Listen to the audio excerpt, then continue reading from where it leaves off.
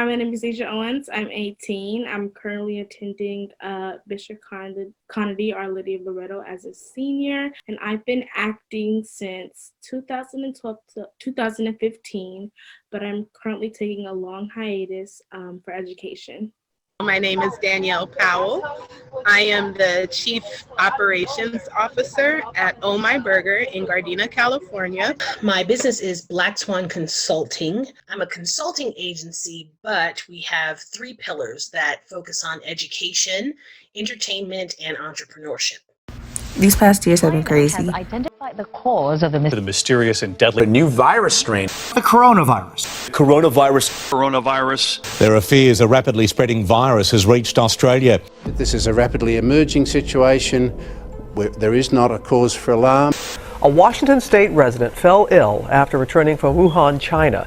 We have it totally under control. The number of infections has passed 1,000. The number of cases of COVID-19 outside China has increased 13-fold. The number of affected countries has tripled. COVID-19 can be characterized as a pandemic. The entire world paused and everyone had to figure out how to deal with something that we didn't have to worry about for centuries. Nearly 86,000. More than 100,000. 1 million. Surpassing 5 million. 20 million confirmed cases of the coronavirus. COVID-19 uprooted stability for many people. 4.4 million people applied for unemployment benefits last week. That brings the tally for the last 5 weeks to more than 26 million Americans. And PLC felt the worst of it. Black Americans make up 13% of the U.S. population, but account for 23% of coronavirus deaths. Black Americans are at least twice as likely to die of COVID-19 than whites, almost 4 times more likely when you control for the fact that the black population is younger. Racism has an independent effect on health. And less access to health care makes matters worse, says Rashawn Ray. Black men are less likely to utilize health care because of discrimination that's embedded within the healthcare system. There's a recent study, really important for COVID-19, showing that blacks were 6 times more likely to be turned away from testing once they even went to the hospital. Many businesses failed. Grocers to restaurants, they're all facing an existential threat. That we couldn't be near our communities.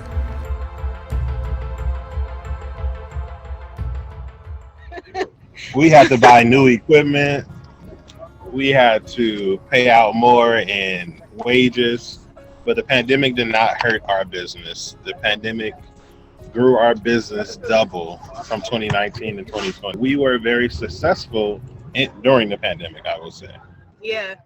In 2020, it was very hard to discuss some of these things because so many people were going through, and still are, still are. And we empathize and sympathize with restaurants, individuals, and people who dealt with last year and weren't ready for it. But whatever reason, we've been ready for whatever came our way. In the restaurant industry, there was so many restrictions and so many protocols and so many things that we had to change about our operation that if you weren't prepared for it, you could have been left in the dust or really struggling to keep up with those changes. So everything being takeout was okay.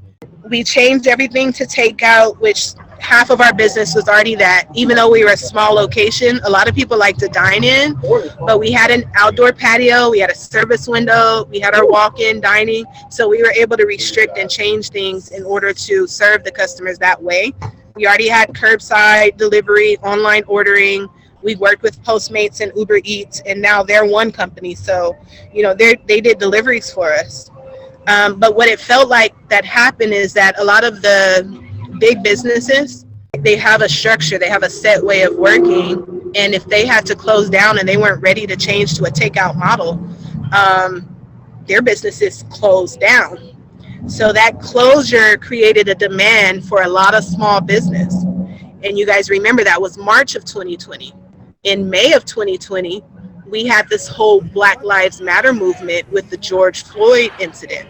So what happened after that was there was promotion towards Black business. People wanted to funnel their income and move streams into small mom-and-pop shops and minority companies. We were advocated for a lot by our customers, by news stations, through advocacy and all these different restaurant lists of Black-owned companies. And I'll tell you, even before last year, we sort of hid our faces. We didn't tell too many people who was the owners of our company.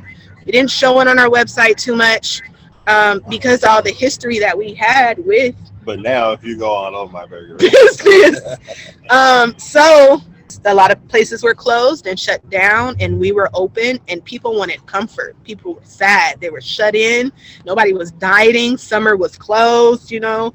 We're not doing bikini bodies. We're doing pandemic bodies. So burgers and fries and shakes and wings were selling, and we did an amazing job last year. And it is the reason why we are here today getting ready to expand, because we did what we were supposed to do. We saved up money. We adapted to the environment. We kept everything sanitized. We made sure our customers were safe. Our employees were safe. We increased our sanitation protocols.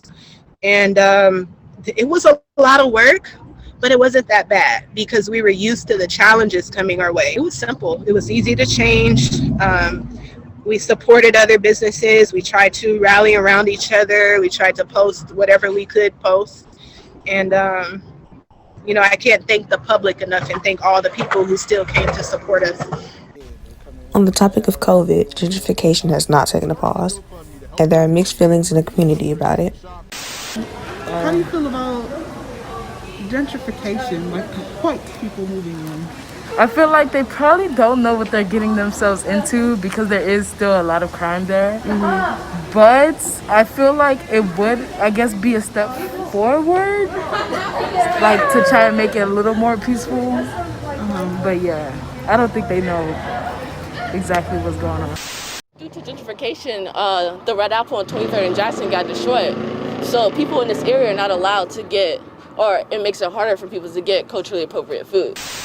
You know, it could be good, it could be bad, but obviously property values are gonna go up, rent is gonna go up.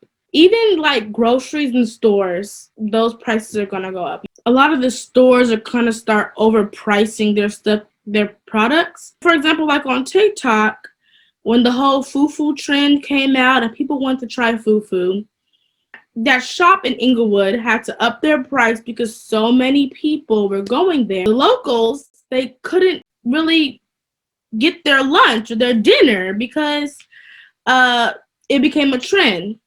With white people moving in, they're forcing, you know, Black people and other minorities to move out, move to places like Temecula, Corona, because those places are cheaper to live when all the resources they need are out here, especially if they're on low-income medical insurance. Everything is in the city. Everything is in Los Angeles. Racism and political unrest happened, and it revealed America's true priorities.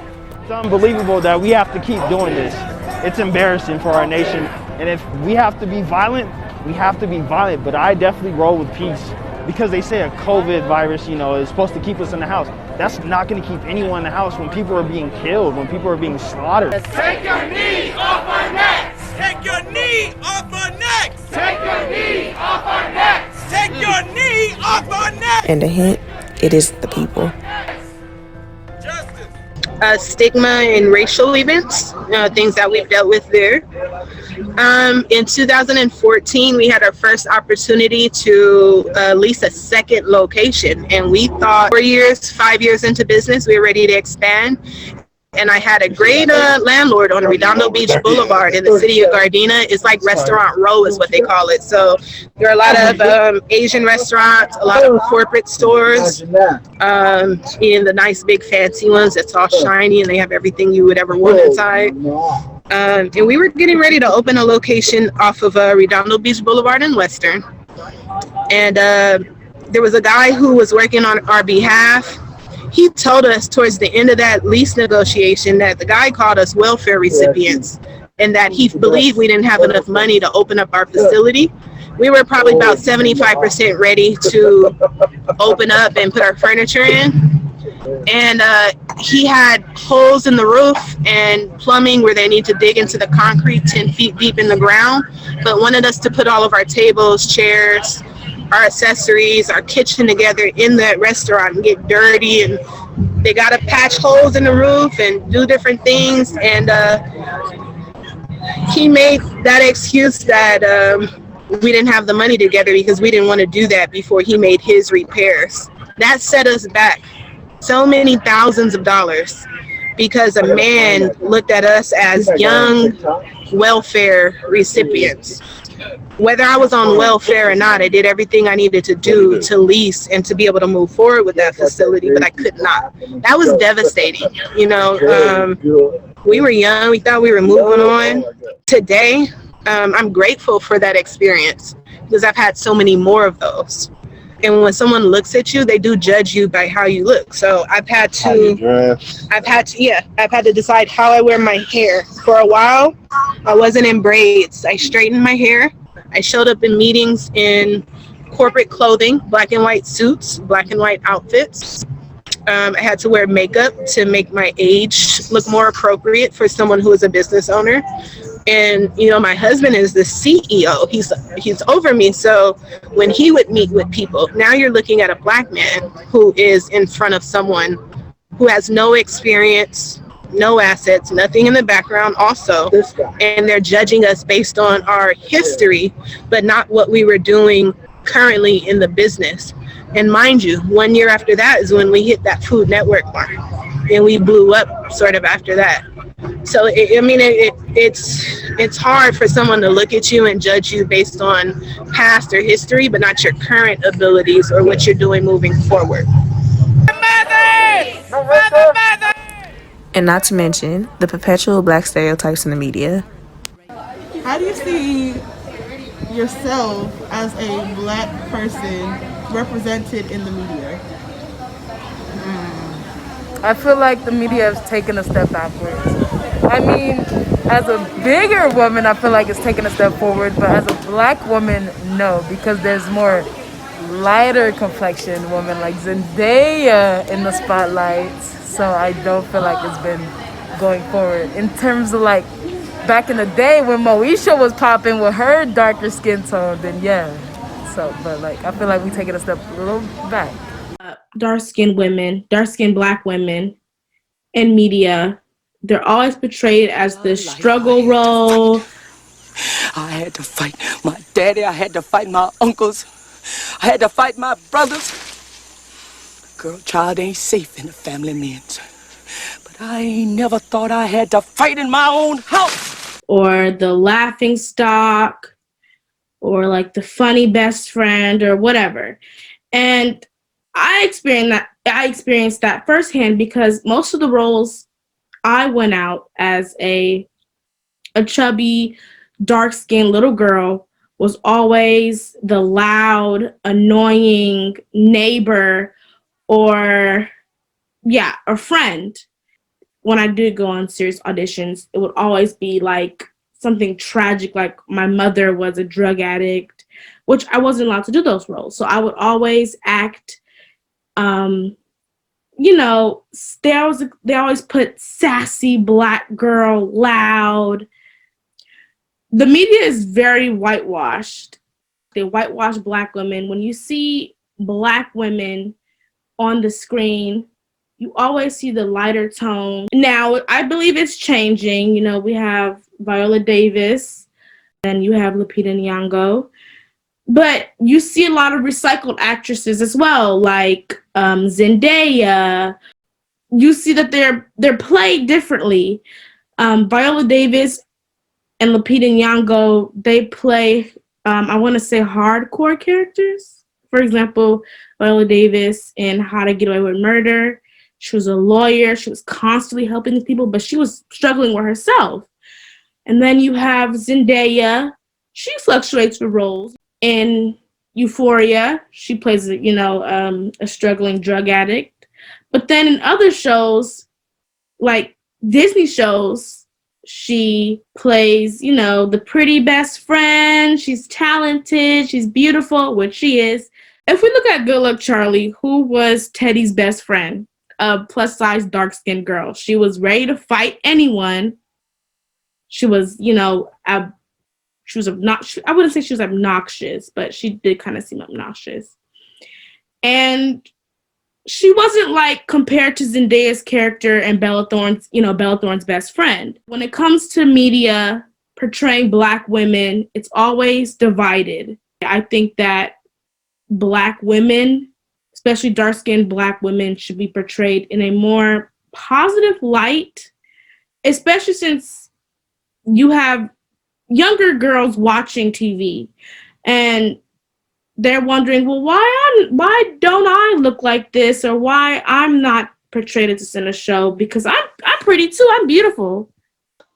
I think historically, we've been stereotyped historically, but also I think that if it had not been for some of those stereotypes, like a Hattie Daniels in Gone with the Wind, we wouldn't have a Taraji P. Henson. We wouldn't have a Viola Davis if she hadn't taken that step. So I think you have to weigh, and you have to constantly be asking yourself as an artist, is the message that I'm sending or the role that I'm playing going to further not only my career, but is it going to open a door for someone else? For me, it's a matter of, is the role something I'm very interested in? Can I break new ground with it? Even if it is what we would consider stereotypical, does it allow me a foot in the door so that I can keep breaking down barriers for other people?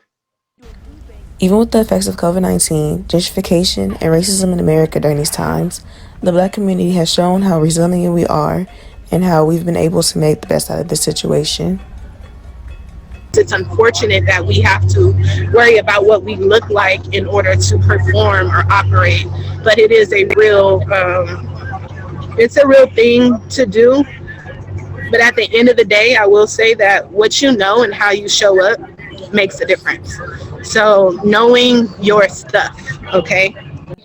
Things happen, no matter if it's your plan and timeline or God's timing or, your mom, dad's timing.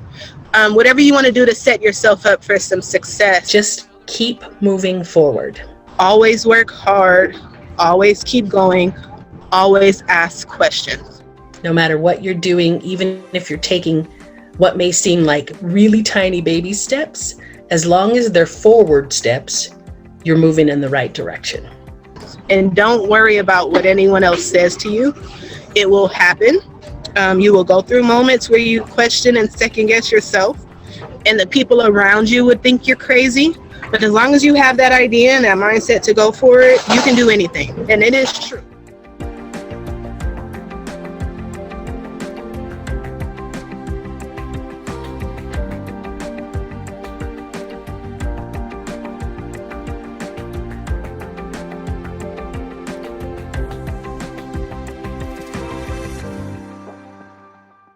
Anybody watching this video, y'all coming through the Oh My Burger, mention Aurora, mention Zaria. You're going to get the Aurora and Zaria hookup. Thank you.